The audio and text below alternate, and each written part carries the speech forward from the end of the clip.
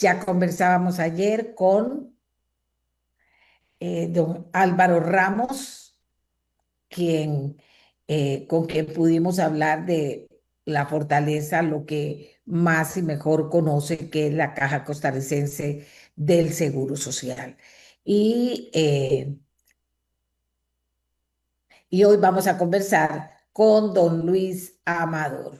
Miguelito, nada más me confirma para estar todos listos por acá y poder conversar y poder continuar con esta conversación mañanera de más que de política de campaña electoral, ¿verdad? Entonces, esta vez con don Luis Amado. ¿Qué conoce usted? ¿Cuánto conoce de don Luis? Don Luis permanece. ¿Qué es la fortaleza de don Luis? Que aún no se me conecta, que aún no se me conecta, don Luis Amador. Vamos a darle un chance y mientras tanto, pues ya les comentamos de la encuesta, hay algunas otras noticias importantes que podamos compartir con ustedes, pero acapara la atención esta noticia que es la encuesta de diciembre que se había anunciado por parte del CIEP UCR. En el campo internacional siempre seguimos a la espera de Honduras, de qué pasa en Honduras. Y este domingo, por otra parte, les contamos que inicia el espectáculo de Navidad del Ministerio de Cultura. ¿Qué detalle nos pueden dar sobre este espectáculo de Navidad? ¿Qué va a pasar? Porque parece que se va a vestir de fiesta Costa Rica para recibir la Navidad, para recibir la Navidad. ¿Qué dice por acá? ¿Qué pasó con el señor Amador? ¿Qué pasó? Pero mientras tanto podemos ir viendo eh, noticias internacionales. Decía yo que estábamos pendientes del tema de Honduras y aquí tengo a don Luis Amador muy serio esta mañana, pero hay que sonreír, don Luis. Mire, ya salió, está saliendo el sol. Muy buenos días, gracias por acompañarnos. Como decíamos, don Luis, y conversábamos con ustedes en su momento, el interés de esta entrevista es presentar, digamos, al técnico, qué es lo que más sabe, lo que más conoce, lo que mejor conoce y ese conocimiento hasta dónde puede impactar en los grandes problemas país que estamos tratando de resolver todos. Así que le saludo y don Luis, quiero pedirle que usted es súper concreto, que recordemos quién es Luis Amador, más allá del ex ministro de Obras Públicas y Transportes y del candidato presidencial del Partido Integración Nacional. ¿Quién es Luis Amador? Muchas gracias, doña Amelia, y cordial saludo a todos. Y disculpas por llegar un poquito tarde. El internet estaba, pero re pésimo. Tuve que Fatal. conectarme al teléfono para poder estar. Pero bueno, Luis Amador ya casi llega a 50 años. Luis Amador, pues es ingeniero civil de profesión. Saqué un doctorado en Canadá. También tengo una maestría en economía, una en contratación pública, una licenciatura en finanzas y banca y otra licenciatura en ingeniería civil. He trabajado como profesor universitario en Canadá, como investigador. Allá sí se da mucho lo que es la investigación y publicación de artículos científicos por los últimos, desde el 2010, básicamente, pero empecé un poco antes, como el 2007. También soy consultor y he trabajado en diferentes países. He trabajado en Ecuador, donde estuve en el 2013-14, a partir del 2014 en Emiratos Árabes hasta el 17, a partir del 17 en Qatar hasta la fecha actual y a partir de los últimos 2 años en Arabia Saudita. También he hecho algunas cosillas para Irak y otros países, pero ya son cosillas más chiquitillas. Y bueno, mis grandes áreas de expertise son obviamente lo que tiene que ver con transportes, que es el área en la que yo más me muevo. Bien, y obra pública también. Sí, sí, todo lo que es infraestructura, ¿verdad? Por Porque mi supuesto. especialidad doctoral es la gestión de la infraestructura pública. Gestión de infraestructura pública. Usted fue ministro y conoce las amarras, por llamarle de alguna manera. En su Sí. plan habla de trabajar con lo que tenemos. Enfrentó trabas administrativas y legales conocidas. ¿Qué herramientas legales o ejecutivas diferentes tendría como presidente para garantizar una ejecución de obra pública más ágil de lo que logró siendo jerarca del ministerio? Existe un gran nudo que hay que ir a soltar. Y ese es el nudo de cuando se preparan los proyectos y cuando se financian los proyectos. Y eso es un faltante, una debilidad que tenemos en Costa Rica y es la formulación de los proyectos. El Estado, para poder hacer una gran carretera, un gran ferrocarril, un aeropuerto nuevo, un puerto nuevo, lanzar un sistema de metro que cruce por debajo de San José, necesita preparar el proyecto, formularlo, tiene que ser aprobado por Mideplan, tiene que ir al Banco Central, el Ministerio de Hacienda, si hay parte de financiamiento, también tiene que ver. Para hacer eso, y bueno, tiene que ir a la Contraloría cuando ya está en etapas de contratación, pero para hacer eso se equipa personal muy especializado. Y ese personal en Costa Rica, en las instituciones públicas, no está. Hay pocos. En el MOP yo logré identificar que sí teníamos capacidad, pero en las otras instituciones no lo tienen. En el MOP tenemos una Secretaría de Planificación Sectorial que puede hacer un poco eso. Entonces, por eso es que en un futuro gobierno de Luis Amador, lo primero que vamos a ir a hacer es a desarrollar esa capacidad de formulación de proyectos a través de un fortalecimiento de esas áreas y también la parte del financiamiento, porque todo está conectado. Hoy por hoy, las operadoras de pensiones no pueden invertir directamente en proyectos de infraestructura. No porque legalmente no puedan, porque sí hay una ley y parcialmente sí se puede, pero necesitan que la formulación del proyecto esté hecha por parte del Estado. Ellos no lo pueden hacer. Yo me senté a conversar con ellos. Entonces, cuando usted logra soltar ese nudo, usted logra traer los recursos de fondos de pensiones, usted logra traer recursos de titularización, usted logra traer recursos de concesión de obra pública y todo eso usted lo logra inyectar y ya usted deja de depender tanto de tener que pedirle colaboraciones a los entes multilaterales, al Banco Internacional de Desarrollo, al BESIE, a la CAF, a todos esos, deja de pedirles limosna que le regalen los estudios. Los estudios los hacemos nosotros mismos. Y obviamente que eso viene empatado con la planificación de lo que ya todo el mundo sabe que hay que hacer, pero que no terminamos de hacer. Usted plantea que Recope retome la refinación de crudo.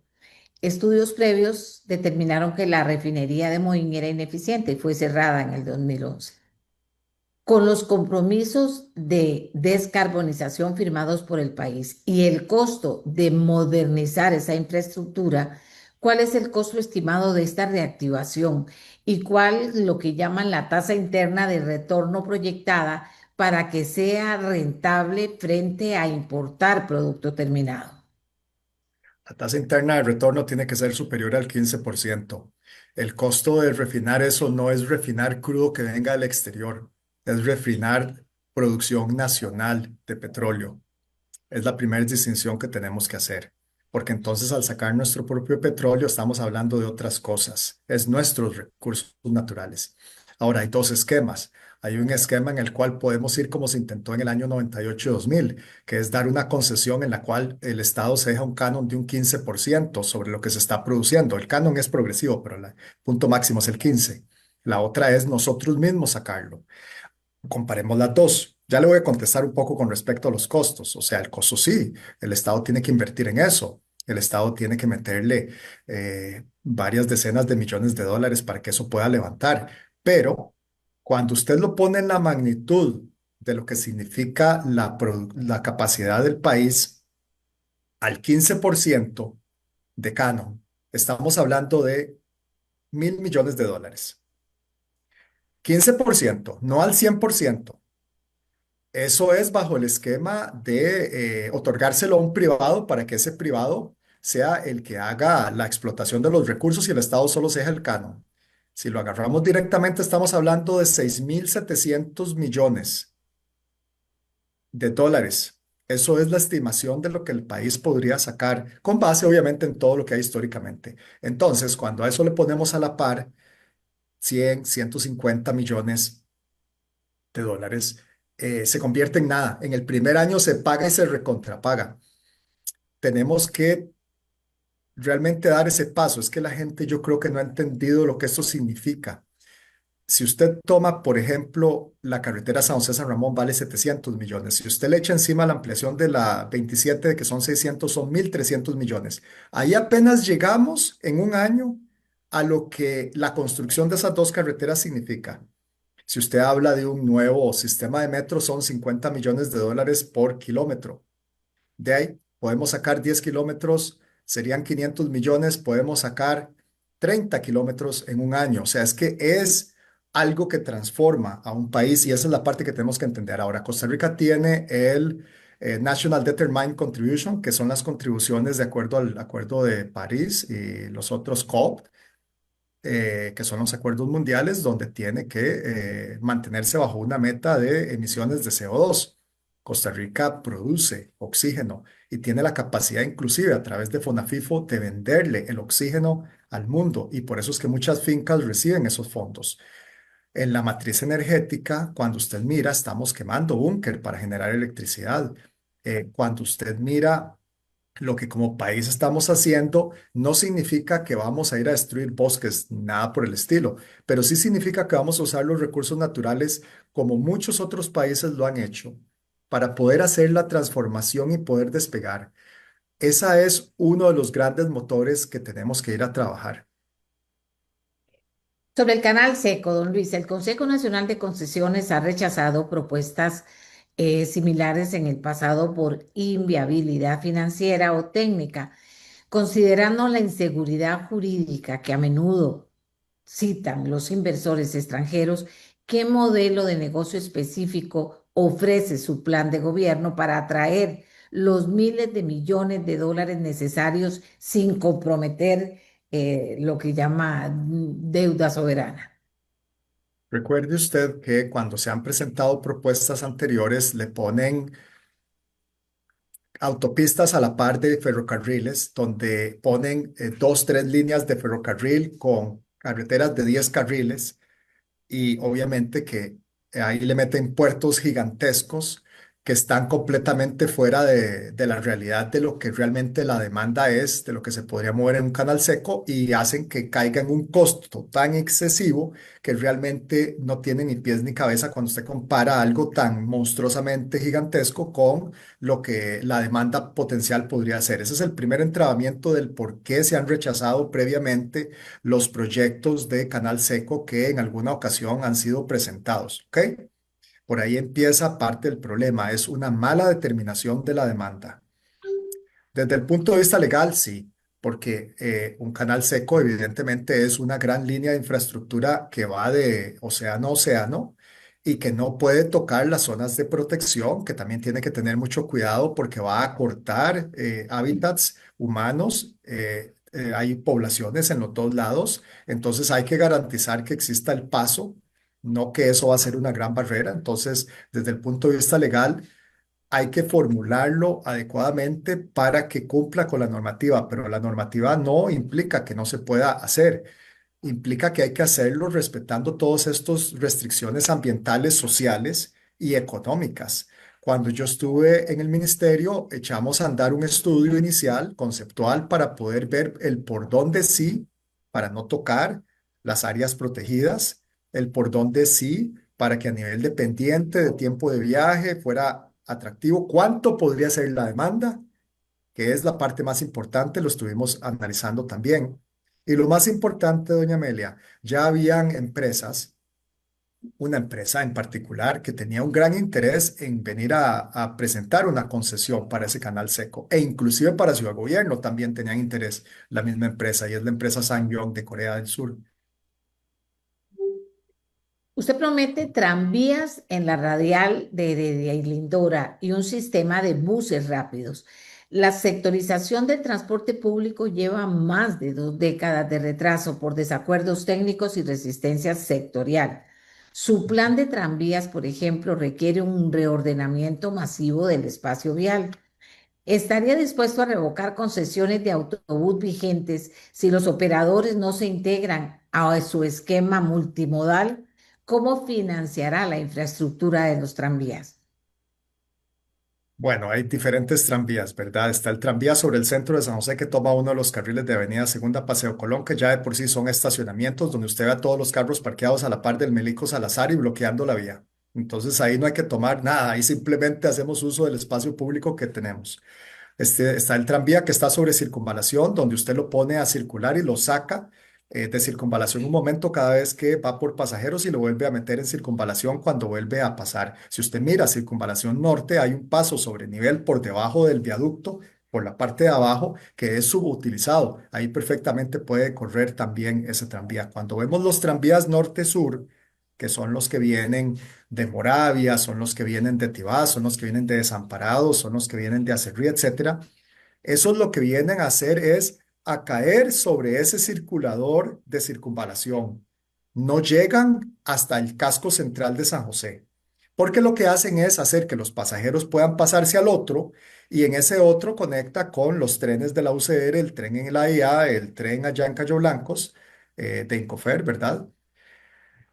En las vías principales de 4 carriles, que ahorita hay algunas, la que baja ya de Sabanilla, ya hay un carril reversible, ahí tendríamos espacio para poder utilizarlo de manera directa. Y en algunas de las vías principales, lo primordial es que sea carril exclusivo, pero en algunos casos tendrá que ser compartido mientras usted logra que la demanda se pase. Desde el punto de vista legal, que es la otra parte de su pregunta, las concesiones actuales van venciendo con ciertos plazos y el modelo de sectorización es para los buses, no para los tranvías. Los tranvías entrarían en una nueva ruta que uno saca una concesión que no existe, en la cual yo no tengo que ir a cancelarle nada a nadie. Y más que eso, cuando se den cuenta que ahí es donde va a estar la mayoría de la demanda, esto va a ser muy atractivo porque es el que va a integrar el flujo de pasajeros. El flujo de pasajeros en Costa Rica anda mínimo 100.000 pasajeros sobre este tipo de sistema, según el último estudio, y podría llegar a unos 400.000 pasajeros en la GAM cuando ya estemos trabajando adecuadamente. Respecto a la Ruta 27, propone un fideicomiso de titularización para claridad del usuario. Esta titularización implica extender el plazo de cobro de peajes más allá de la concesión actual de Global Vía o implica una emisión de deuda pública respaldada por esos ingresos. ¿Cómo evita que esto se convierta en deuda contingente para el Estado? Sí, el Estado tiene que sacar un pasivo contingente de unos 25 a 50 millones de dólares, donde él da un cierto nivel de garantía, pero esto va y se captura a través de mercado de valores en un esquema muy similar al que se utilizó para sacar la Asamblea Legislativa adelante, por ejemplo. Entonces ahí estaría la oportunidad de que los fondos de pensiones de Costa Rica sean los que compren parte de de esa titularización. Los fondos de pensiones de Costa Rica tienen inversiones en otros lados, en el exterior. ¿Por qué no invierten en Costa Rica para beneficiar a Costa Rica? Costa Rica, Los peajes, perdón, los no. peajes sí hay que sostenerlos, doña Amelia, los peajes hay que sostenerlos porque son los que generan esos 100 millones de dólares que yo vengo hablando hoy y que al ampliar la carretera pasan como a 140 millones de dólares y hacen el efecto multiplicador porque eso es plata en 7 años que le va a entrar al Estado y que el Estado puede usar para agua potable, hospitales, escuelas, colegios, para muchísimas cosas. Costa Rica está sobrediagnosticada, don Luis. Su plan es técnicamente, digamos, denso, lleno de propuestas de ingeniería y reorganización. Pero la política es el arte de lo posible. Si tiene una asamblea legislativa fragmentada en contra, ¿cuál es su plan B para poder ejecutar esa infraestructura si no se aprueban sus leyes de financiamiento o minería? Por eso es que yo digo que tenemos que trabajar con lo que tenemos. Y después hay que hacer el intento de hacer los cambios necesarios a nivel país. Si estamos hablando de minería, por ejemplo, en el tema particular del oro, tenemos pero sí hay varios proyectos de ley que están ahí presentados y que están en discusión en este momento. Yo creo que sí se puede llegar a tener un acuerdo al respecto, porque el problema es tal y las comunidades lo sufren todos los días, que yo no creo que los diputados realmente se atrevan a obstaculizar una discusión en la cual podamos llegar a un acuerdo para salir en los temas de minería. Yo también confío que muchos de esos diputados que se espera sean de oposición, en el caso de que yo llegue al gobierno, al final de cuentas sean más patriotas que de oposición. Yo le puedo citar un antiguo ministro de Hacienda que, por ejemplo, yo sé que él es un patriota. Y yo sé que cuando ya él está ahí sentado, él va a tomar las decisiones que él sabe que son buenas para el país. Él se va a apartar de la línea de lo que sea. Espero no meterlo en problemas, pero yo conozco las personas. Yo sé leer muchas veces las personas. Yo también sé quiénes no se puede hablar porque simplemente van a obstaculizar. Y finalmente, doña Amelia, en este tema de minería y en los temas en general que la Asamblea Legislativa puede obstaculizar, uno lo sienta en una reunión, uno abre las cámaras, uno se trae a la prensa. Las cámaras están abiertas a lo largo de toda la reunión, donde se hace toda la discusión. Yo sé que va a ser aburrido para la gente, pero vamos a estar discutiendo el qué se puede hacer, cómo se puede hacer y qué quieren apoyar. Y ahí quedará evidenciado quien dice no a absolutamente todo, aunque se le explique todos los beneficios y lo que eso puede implicar para los costarricenses y el que le está cerrando las puertas. Y ahí lo vamos a poner en vivo y a color en transmisión para todo el mundo. Ese tipo de discusión ya se da en otros países. El CPAC en Canadá, en Estados Unidos, la cadena que transmite las discusiones del Congreso, se puede hacer para las reuniones de presidencia en las cuales uno se sienta con los diputados y se hablan, se explican los proyectos de ley y las personas que lo quieren ver lo ven, pero entonces ellos quedan expuestos públicamente si lo único que quieren hacer es obstaculizar y no presentan una sola propuesta, ellos quedarán expuestos públicamente. Modelos de contratación, don Luis. Analizando los modelos de contratación, Costa Rica abusa de de la figura de conservación vial para hacer obra nueva encubierta, evadiendo controles. ¿Cuál es su postura para migrar a contratos de niveles de servicio puros, donde se pague por el estado de la vía y no por toneladas de asfalto colocada? Primero hay que migrar a un contrato híbrido en el cual usted tiene el pago por desempeño contra indicadores de condición, indicadores de seguridad en un inicio y seguridad vial, ¿verdad? Accidentes, indicadores de la condición de la superficie del pavimento, por ejemplo. Ese contrato también tiene que tener, al menos en la experiencia internacional, algunos rubros para atender cosas que son de urgencia.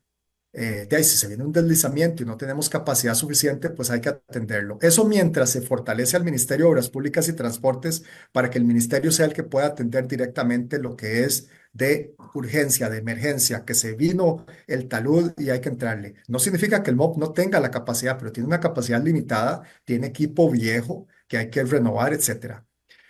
En otros países, y por cierto, esto se lo estamos haciendo a Abu Dhabi en este momento, los contratos se lanzan en un plan piloto inicial, un poco más corto de lo que la práctica internacional hace. La práctica internacional los tira a 10 años, se pueden sacar a 3 años inicialmente, se pueden sacar después de que uno sabe qué cantidad de intervención se ocupa para que la carretera llegue a un nivel en el cual ya se pueda sostener mediante preservación o conservación vial. La conservación vial es conservar un activo que está en buen estado. Aquí la usan para reconstruir, para ampliar y para muchas otras cosas. ¿Ok? El sistema de gestión que yo le preparé junto con la gente del MOP a CONAVI en cumplimiento de un mandato de la Contraloría es una de esas piedras angulares porque es el que dice qué hay que hacer cada año, en qué segmento de carretera hay que hacerlo, cuánto va a costar aproximadamente y en qué momento en tiempo vamos a estar en capacidad de simplemente hacer contratos por desempeño midiendo indicadores. Eso más la evolución de los contratos de manera inmediata y esos contratos, perdón, llamémosle el comercial, también hay que separarles otro aspecto que es el aspecto rutinario, que es el bacheo rutinario, la limpieza de cunetas, el pintado de barandas, de puentes, para que eso lo puedan hacer las comunidades. Cuando usted hace eso, entonces usted logra meter el país en un sistema de gestión que inclusive libera recursos económicos que después se pueden destinar para otras cosas. Hablemos un poquito de esa experiencia internacional. Bueno, cuando usted dice Abu Dhabi y dice esos países, Canadá, uno dice, bueno, pero nosotros tan chiquiticos con lo que tenemos, con la serie de, digamos, defectos que hemos venido arrastrando y que se van haciendo mayores y que impiden que el tema eh, avance con innovación, con nuevas ideas, con proyectos necesarios. Eh, ¿Qué tiene parecido? ¿Qué es con lo que usted se ha encontrado y ha visto en otros países? Que aquí, digamos, no sé por qué, usted me dirá, por timidez o por qué no se puede comenzar a intentar, don Luis. Hay cosas similares, hay cosas diferentes. La primera cosa diferente es que ellos usan los recursos que sacan del gas y el petróleo. Ya no voy a hablar más del tema, pero tengo que poner la diferencia porque esa es una gran diferencia. Pero hay similitudes. Políticamente no se hablan entre las instituciones del Estado, no coordinan. Cada una es una isla. El Ministerio de Transportes en Qatar no le habla a la agencia que se llama Ashghal, que significa Trabajos Públicos en árabe, no le habla al Ministerio de Municipalidades, que aquí no existe en Costa Rica, por ejemplo, pero que es el que se encarga de coordinar a todas las municipalidades para que trabajen en conjunto, que sí lo hace y que logra hacer un rescate del espacio público y una mejoría en lo que es beautification, hacer que los espacios sean agradables y bonitos. No se hablan, en Costa Rica tampoco se hablan. En Costa Rica no está esa coordinación cercana y adecuada entre las diferentes instituciones. A nivel de la ejecución, tenemos una gran diferencia. Ellos sí planifican en largo plazo y sí lo hacen desde una visión nacional hacia una estrategia espacial, hacia unos planes por cada una de las grandes secciones del gobierno que después van financiando e implementando. Ahora me quiero ir a Canadá un momento. Cuando vemos a Canadá, Canadá, algunas provincias, después de hacer todo lo que hablábamos del sistema de gestión y poner por menciones por desempeño, etcétera, lo hizo casi que ley. Entonces, el financiamiento del plan está garantizado por 10 años. Y la lista de proyectos que están ahí puestas, que es lo mismo que pasa con los países del Golfo, la lista de proyectos que están en el plan de largo plazo están financiadas y se sabe de dónde va a salir la plata, cuál es el esquema que se va a utilizar para el financiamiento, en qué momento en tiempo se va a iniciar. Se empieza tempranamente desde atrás a hacer todos los procesos para tener todos los permisos o lo que corresponda, etcétera. Esa es una gran diferencia. En Costa Rica, el Plan Nacional de Desarrollo, que lo he criticado muchísimo, es realmente una burla. Es algo que cuando uno entra el primer año, el Ministerio de la Planificación, el Mideplan, le dice, corra, corra, corra y en 3 meses prepare un Plan Nacional de Desarrollo. No, porque hay que hacer eso. El Plan Nacional de Desarrollo tiene que venir de atrás, tiene que pasar y trascender los gobiernos y nosotros tenemos que ejecutar lo que en cada 4 años corresponde. Esa es otra gran diferencia. Pero bueno, de esas diferencias uno aprende y aprende entonces cuáles son esos nudos que hay que ir a soltar. Las alianzas público-privadas están estancadas. Las estructuradoras financieras internacionales ven a Costa Rica como un riesgo alto por la inseguridad jurídica de CONAVI, según he podido leer en algunos artículos. ¿Cómo piensa reestructurar al Consejo Nacional de Concesiones para que sea un ente técnico independiente y no una oficina política? Primero que nada hay que quitarle la junta directiva. La junta directiva se desaparece al hacer una desconcentración mínima, no una desconcentración máxima. Una vez que usted elimina esa junta directiva, usted hace al CONAVI una institución en la cual ellos técnicamente pueden tomar las decisiones. ¿Eso es fácil o difícil de acuerdo a su experiencia aquí? Vamos a ver, la desconcentración mínima no está pegada al techo. Yo creo que es algo que ya teníamos planteado inclusive dentro del plan de reestructuración del ministerio y no solo para el CONAVI. También estábamos viendo una separación instrumental de lo que es concesiones y aviación civil como autoridades independientes, pero lo que es transporte público, olvídese, eso también es político y eso tiene que ser meramente técnico, igual que el CONAVI. Entonces, todos esos dos, más el COSEBI, se regresaban a hacer desconcentración mínima para evitar también los choques que hay ahí a lo interno. Creo que no es tan complicado, no es tan difícil. Creo que había un buen consenso nacional de que eso era necesario. Y sí, el riesgo país es una de las cosas que nos está frenando, pero también existe el reciclaje de activos, que es uno de los aspectos que podemos ir a sacar de manera inmediata.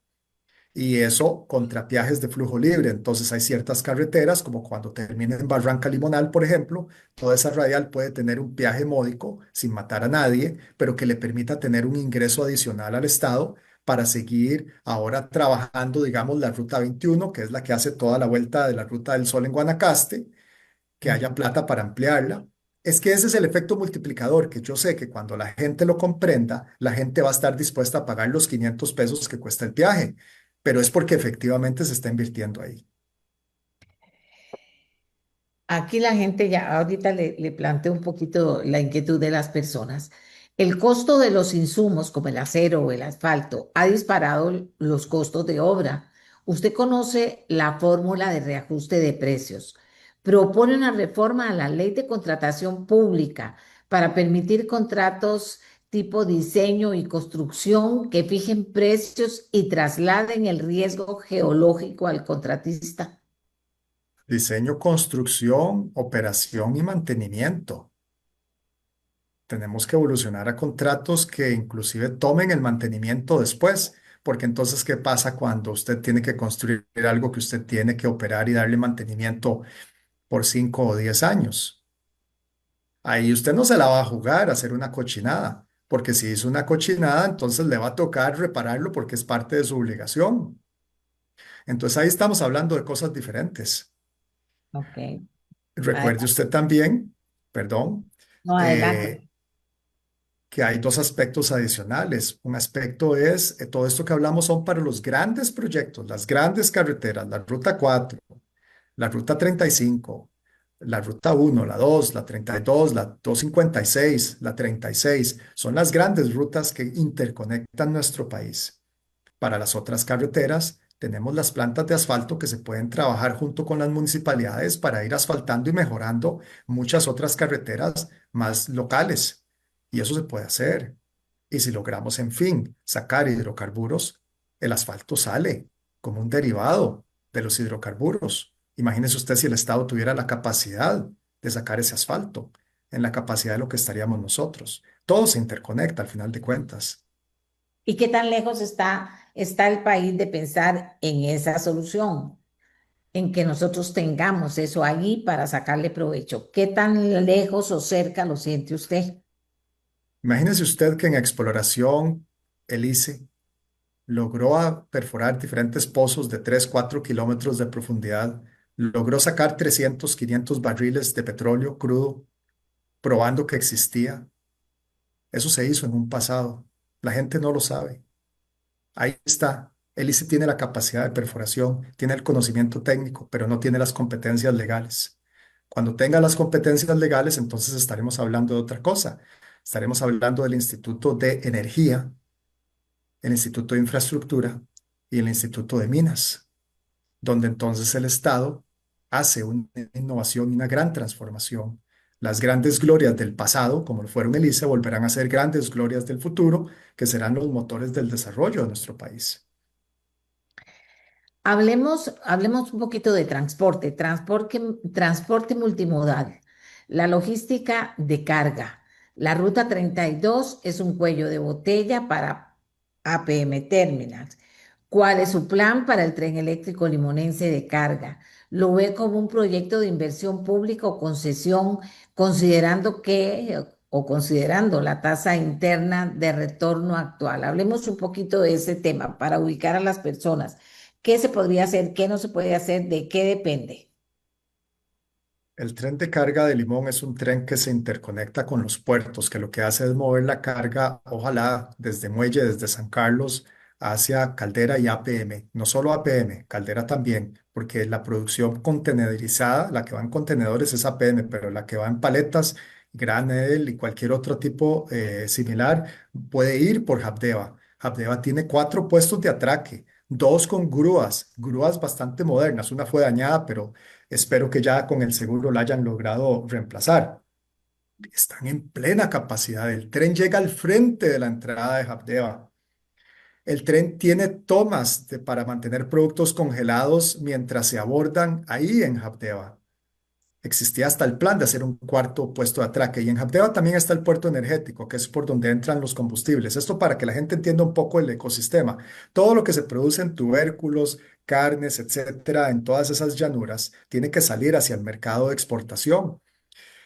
El tren de carga está planteado como un proyecto que utiliza el derecho de vía que ya existe, más una ampliación, porque el derecho de vía llega hasta el Río Frío. Del Río Frío para adentro, hacia Muelle de San Carlos, habría que pegarse del derecho de vía de la Ruta 4. Hay varios puentes que hacer. La figura para que ese ferrocarril salga adelante tiene que ser una figura de concesión, a menos de que el Estado tenga los recursos. Si el Estado ya estuviera sacando los recursos naturales o el mismo oro, que tiene una estimación de hasta 2.500 millones de dólares, pues yo le digo, doña Amelia, hay plata, eso lo financia el Estado. En este momento no hay plata. Y ya tenemos un nivel de endeudamiento muy elevado que no nos permite, por deuda y por financiamiento propio del Estado, hacerlo. El tren de carga le quita presión a la Ruta 32. Un par de aspectos finales. El tren de carga viene a complementar la 32 para la zona franca, solo línea larga de la ruta 32, zona franca fuera de la GAM, que puede tener producción que también puede ir hacia esos puertos. Pero ahí a la par de Limón está el aeropuerto, que también es otro punto de exportación para productos de valor más elevado, como productos médicos, productos electrónicos, que también hay que echar adelante. Es parte de lo que el ecosistema nos puede dar para reactivar ese sector allá. Y el tren de carga finalmente no solo le quita presión a las carreteras, hace que el deterioro de la carretera sea más lento, sino que también mejora la seguridad vial. Finalmente en APM ya tenemos que olvidarnos de que los furgones van a estar entrando. El tren de carga pararía al frente de APM en un terreno de 9 hectáreas que es del Ministerio de Obras Públicas y Transportes, donde se hace un patio seco. Los cabezales de APM vienen, toman la carga y la introducen en APM. Nos olvidamos de tener que pasar por el suplicio de que todos los conductores que vienen cansados de manejar horas tienen que entrar a APM, quedarse sentados en sus vehículos, muchas veces, perdón, señores, pero es que ocupan usar el baño porque han manejado 10 horas, 8 horas, 5 horas, y eso es inhumano. El tren de carga soluciona esto. Y el tren de carga, doña Amelia, finalmente, también hay que analizarlo para el Pacífico, para Caldera. Aquí me están preguntando de Caldera. Dicen, voy a leer algo que me dice un señor. Impresionante el extenso currículum académico y de experiencia en importantes países del mundo de Luis Amador. Todos los proyectos que tiene son para desarrollar Costa Rica y para generar riqueza. Es un hombre acostumbrado a pensar y a ejecutar en grande. Lo dicen signos como diciendo, en grande, en pequeño tal vez piensa que no se puede. Esta persona que escribe. Preguntarle sobre Caldera, dice otra persona, y otras posibilidades de desarrollar el comercio portuario en el Océano Pacífico. Aquí también dice otra persona. Caldera es insuficiente y deficiente en el servicio actual y nos afecta internacionalmente. ¿Tiene una propuesta concreta? Por supuesto que nos afecta internacionalmente y hay dos propuestas concretas. Una se llama Punta Morales, que es un terreno que le pertenece al Estado y que con un decreto ejecutivo de los años 70 fue otorgado a la línea, a la Liga de la Caña.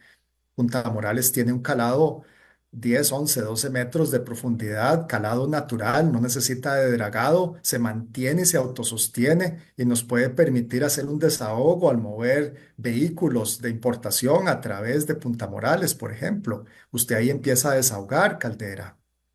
Y la segunda propuesta es el puerto de Golfito, que ahí está puesto y que va al ecosistema en el cual el aeropuerto de la zona sur también viene y va al ecosistema en el cual las zonas francas de proximidad que pueden existir en la zona sur, cuando ese puerto se reactive junto con el aeropuerto, nos da un potencial de levante económico para esa zona.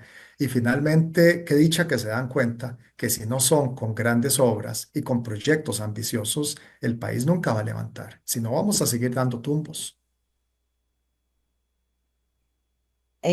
Vamos a ver ahora, siempre al final se le llenan a uno de preguntas e inquietudes, pero hablemos de algo que también es importante. La red vial cantonal está colapsada. ¿Apoya usted trasladar competencias y presupuesto del CONAVI directamente a las unidades técnicas de gestión vial de las municipalidades? ¿O cree que el Ministerio de Obras Públicas debe seguir centralizando la fiscalización, ¿verdad?, de la red Ambas, nacional secundaria? Hablemos un poquito de lo ambas. que tiene que ver con todo el país y muchas comunidades. Sí, señora, con mucho gusto. Ambas.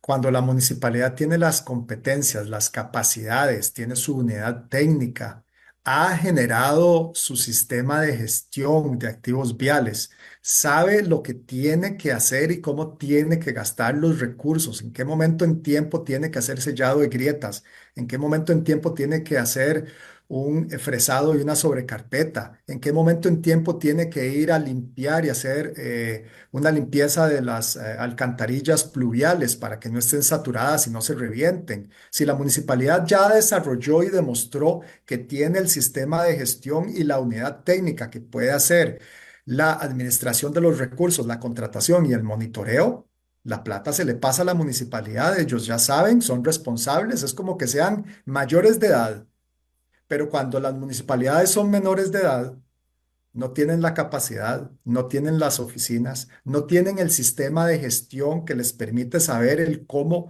usar los recursos, cuándo, qué hacer, qué mantenimiento preventivo hay que dar para evitar caer en cosas que cuestan más. Cuando eso no existe, debería de ser el Ministerio de Obras Públicas y Transportes, pero tenemos un problema. Hace algunos años se disolvió la división del ministerio que trabajaba la red cantonal. Y se pensó que el pasarle la plata a las municipalidades solucionaba el problema. Eso fue irresponsable. Eso fue muy irresponsable. Uno le puede pasar la plata a alguien y la responsabilidad a alguien cuando ese alguien ha demostrado que tiene la capacidad de hacerlo. Hay municipalidades grandes. No quisiera decir nombres muy directamente, pero hay municipalidades grandes que se supone tienen esa capacidad. Hay municipalidades muy chiquititas porque tenemos que decir también la verdad, doña Amelia, usted me conoce. Hay 84, yo no sé si ya vamos por 85. Cuando yo me gradué del colegio habían 81. Y hay municipalidades tan chiquititas que no tienen la capacidad, son poblaciones muy pequeñas, no han desarrollado bien sus planes, no recaudan suficiente en impuestos para poder sostener una gran administración que les permita hacer las cosas. De ahí yo creo que ahí toca al Estado meter el hombro y ser el que administra esto. Bueno, aquí me preguntan de todo. Tema de autobuses. Él sabe de eso. Se ha extendido la vida útil de estas unidades sin criterios técnicos. Tampoco han cumplido con el tema de la ley 7600. ¿Permitirá estas prácticas? ¿Por qué sí o por qué no? ¿Se puede hacer algo?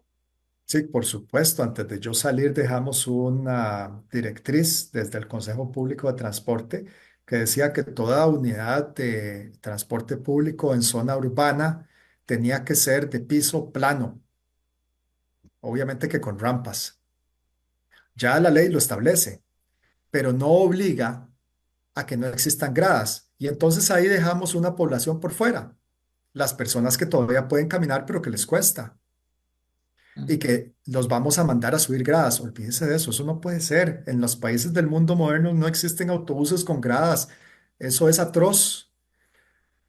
Las concesiones, lo que dejamos en la política pública que habíamos preparado fue una extensión a 15 años a quien opera con autobuses eléctricos, para que entonces pudieran comprar, pero solo autobuses eléctricos. Y de esta tipología que ya le digo, de piso plano. Y entonces por eso usted ve que entran 25 autobuses eléctricos recientemente. Gracias a Dios, usted ve que el Banco Nacional valientemente, aunque le ha costado caro, yo creo políticamente, dio el paso adelante, abrió el fideicomiso y está financiando para que las empresas reemplacen su flota vehicular.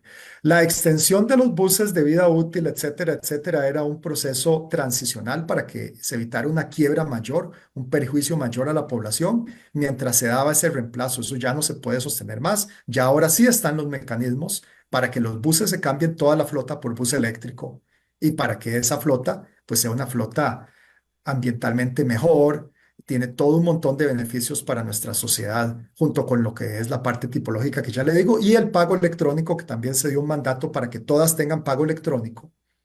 Porque, mire, yo mismo, yo no ando monedas. Y ahí ya tenemos que facilitar la vida moderna. Hay muchas cosas por hacer, doña Amelia, todavía. Deberíamos de tener una aplicación en el teléfono donde yo quiero ir a algún lado y digo, voy a ir a visitar a doña Amelia finalmente para ver si la puedo saludar en persona. Aquí está la dirección. Ahora sí, me dice, tome este bus, pásese a este tren y de ahí camine 300 metros. Son cosas que hay que seguir avanzando, pero sí se había avanzado. Don Luis, aquí mucha gente está opinando en el sentido de que se lo voy a poner en palabras bastante coloquiales. Bueno, que usted tiene una mentalidad de primer mundo que Costa Rica necesita, no es que dicen que no, la mentalidad de primer mundo que de acuerdo a su experiencia, ¿por qué no se pueden ir haciendo cosas de primer mundo? Usted lo tiene claro, Costa Rica lo tiene claro. Ahora estamos en proceso electoral y aunque la idea no es hablar de eso, hoy nos dan una nueva encuesta y pareciera que la gente no está escuchando, ¿qué le voy a decir? Alternativas, conocimientos, opciones, más allá de lo mismo, más allá de lo mismo. ¿Por qué, don Luis? ¿Cómo lo ve usted eso? Están metidos en un círculo vicioso, no se han dado cuenta, como los que ya tenemos un poquito más de edad lo hicimos, que ese círculo vicioso, el no escuchar las propuestas y el simplemente emocionarse porque un candidato sonríe muy bonito o es muy simpático, eso no les va a solucionar sus problemas. Nosotros tenemos que tener esa mentalidad diferente. Tenemos que tener la mentalidad de transformación del país. Eso es lo que hizo a Costa Rica ser la Suiza centroamericana en su momento, de la cual ya lo que quedan son las migajas ahí tiradas atrás. Cuando usted ve eso, pues sí, yo creo que hay que seguir llevando el mensaje y hay que seguirle pidiendo a ese 55% de indecisos que por favor analicen, que por favor piensen. Hay otro grupo que ha tenido un poco más de experiencia, ha salido del país en alguna ocasión, se ha dado cuenta que el mundo es completamente diferente y que Costa Rica sigue como en un cuento de hadas encantado en el cual hay un conjuro mágico que no le permite romper ese molde y salir. Eso hay que hacerlo. No le puedo decir, no soy politólogo, pero tenemos que salir de ese esquema. Y sí, sí se puede. Mire usted que inclusive si va al aeropuerto Juan Santa María verá las puertas electrónicas, los e-gates, que en su momento, hace como 2 años, lanzamos la instrucción para que se colocaran. Se duró como 2 años. Ese es parte del problema. Por eso es que hay que ir a modernizar el Estado para que las cosas ocurran más rápidamente. ¿Qué se quedó sin hacer don Luis Amador como ministro de Obras Públicas y Transportes? Quedaron varias cosas en el aire, quedó algo muy importante. ¿Qué quedó ahí sin hacer que usted cree que es esencial hacer en Costa Rica ya? El tren de pasajeros, ya.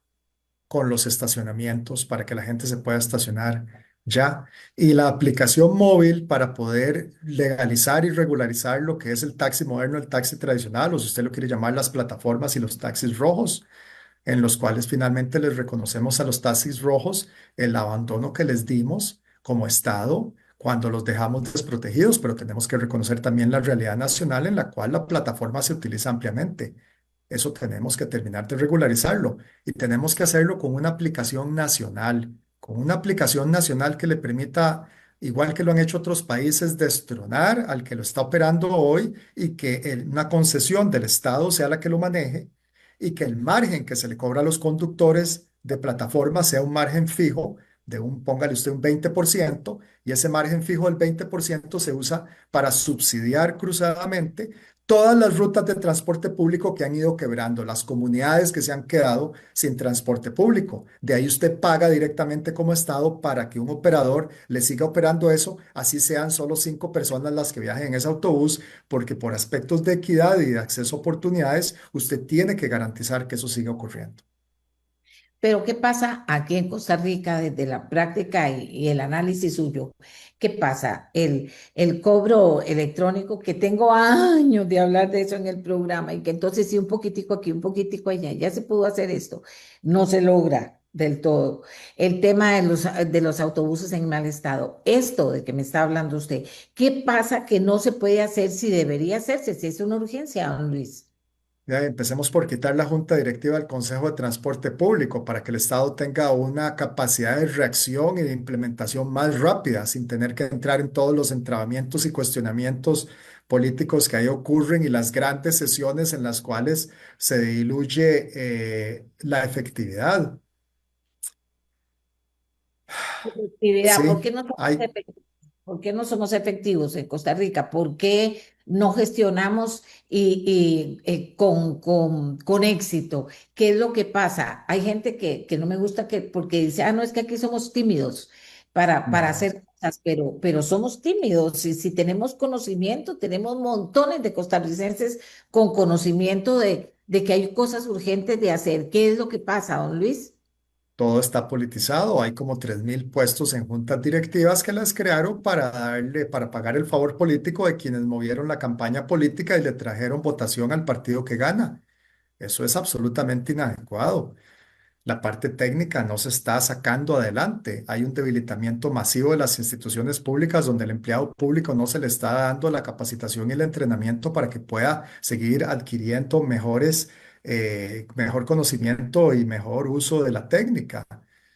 Y hay también un mal generalizado que es ver al funcionario público como una persona corrupta. Son cuatro gatos que no tienen que hacerlos pagar justos por pecadores porque eso no lo voy a aceptar nunca.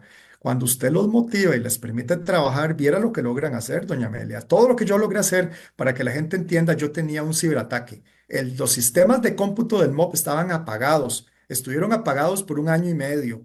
Había que trabajar a base de papel como se hacía en los años 50 y 60. Y usted vio lo que logramos hacer con la gente trabajando. Se lograron hacer algunas cosas. Ahora imagínese usted si podemos meterle mejor tecnología, si les podemos dar mejor capacitación, si les podemos reconocer mejor sus condiciones. Obviamente que hay que hacerlos responsables. No estoy diciendo que no hayan un par ahí que son medios vaguillos, pero yo creo que eso hay que hacerlo. Por eso es que el Estado hay que modernizarlo. Cuando yo tomo el MOP, yo me siento y empezamos a hacer dos grandes modernizaciones. Una es institucionalmente cómo se reorganiza el ministerio y ahí está toda la parte de los consejos que veníamos hablando, pero también legalmente, cuáles son esas leyes, qué es lo que le permiten las leyes actualmente hacer al ministerio y qué no le permite que modernamente ocupamos hacer. Y empezamos a hacer los proyectos de ley para modernizar todas las diferentes áreas. Eso lo tenemos que hacer en todas las instituciones del Estado si queremos modernizar a nuestro país. Cada ministro va a tener la instrucción de sentarse con los equipos de trabajo, con los sindicatos, con los trabajadores, con los técnicos, a modernizar la institución operativamente y a modernizar el marco legal de la institución y a llegar a presentarle al país qué es lo que se está modernizando y por qué se está modernizando. Eso es el arranque de ese conjuro mágico que nos tiene pegados. Aquí me dice alguien, viera qué montón de comentarios, don Luis, pero aquí me dice, doña Amelia, en relación al precio de los combustibles, Recope está autorizada a comprar combustibles en el mercado de futuros. No lo han querido hacer en las últimas administraciones. Con esa administración de compras a futuro, el precio de los combustibles bajaría en más de un 20%. Podría bajar, sí, si se maneja bien y lo hacen bien, en futuros pueden ir y negociar, porque como los futuros son parcialmente inciertos y la gente quiere colocar su producción ya, se puede negociar, correcto. Qué montón de cosas que hay que hacer.